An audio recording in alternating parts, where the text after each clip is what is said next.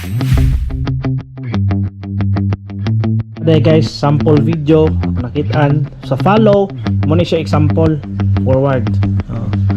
May option ka close, medium, far, and yung follow height niya may low, may flat, may high. So iba naman tayo dito.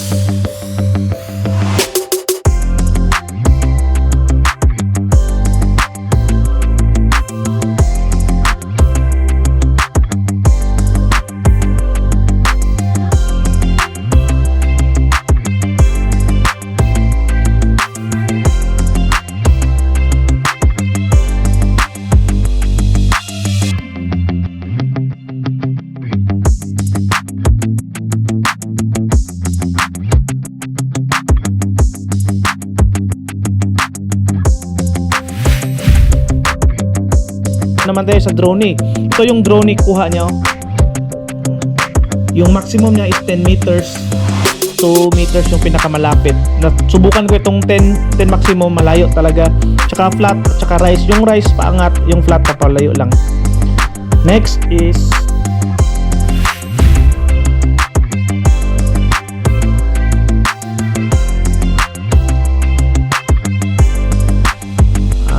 circles. Ito maganda din, iikot siya. Same 20 meters yung pinakamalayo. Dapat alam mo to para hindi mo maano sa obstacles niya. May flat, may low. Habang isa-set mo pa yan, habang titurnan mo pa siya, pwede kang mag-choose, mag-set ganito para isusundan niya yung sa AI niya. Ito rocket.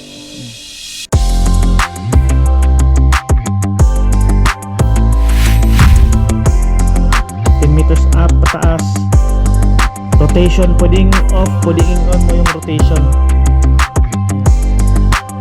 Yung off niya, rocket lang sa paangat, pero yung pag i-on mo yung rotation niya, ito yung iikot, parang ganun. Ito yung on. Pag off lang, paangat lang siya. Next is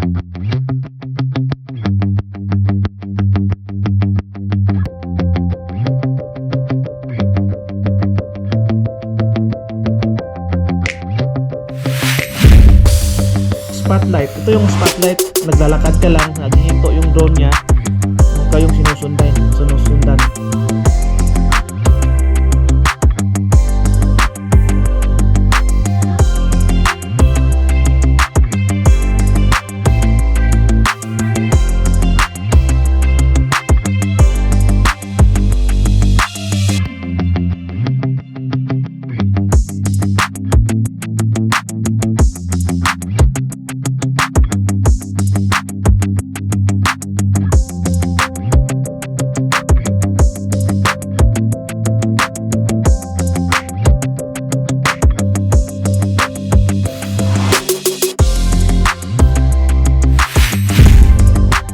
Custom.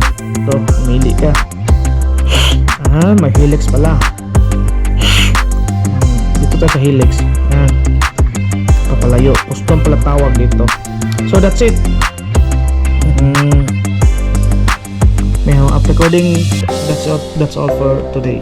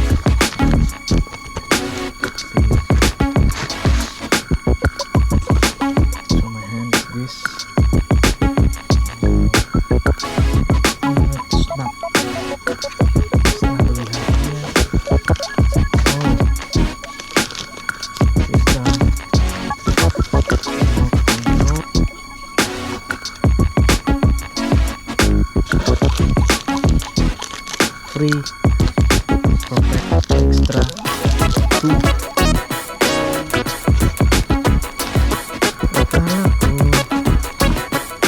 ko dito lang siya mahal.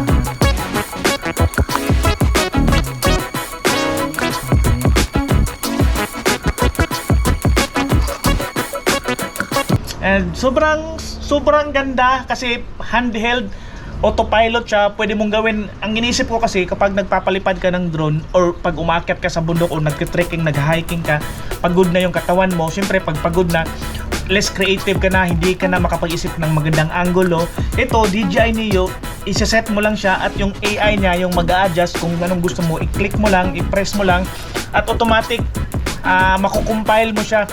User-friendly siya guys. Ito lang masasabi ko kasi nakatatlong drone na ako. Una, Phantom 3. Medyo malaki siya. Iniwan ko sa Pilipinas. Pangalawa, itong DJI Spark. Sa DJI Spark, talagang hindi ako kasi matagal ako mag-set up pag sa DJI Spark pag nag-hiking ka or nagte-trail, yung kalaban mo yung oras kasi napapagod ka na din.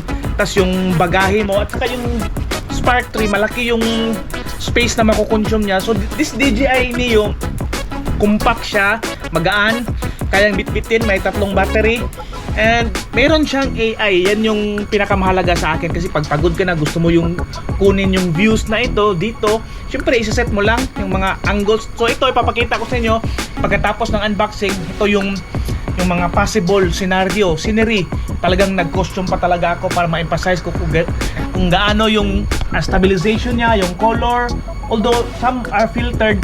And medyo tanghali ko to ginawa, 2:00 kasi walang masyadong tao dun sa area na yun, sa Taipa Hill dito sa Macau, at nilakad ko lang. So I hope comment ka lang kung may gusto ko pang paglilinaw. Again, this is not the unboxing channel, more on travel na siya. That's why I bought DJI Neo to conquer, or para ma-emphasize ko pa yung gusto kong puntahan at ma-visualize, mapakita ko sa inyo this coming months or next Baycamp, available kung saan man tayo mapadpad sa ating travel adventure series.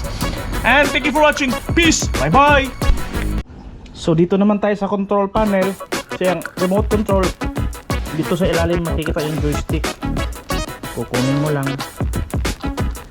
Madali lang siya mag-switch from cellphone to remote control. So hindi naman ako masyado pang magaling nito, pero susubukan ko maintindihan. Gusto ko lang ma-experience, saka yung makabisado ko yung ano ba,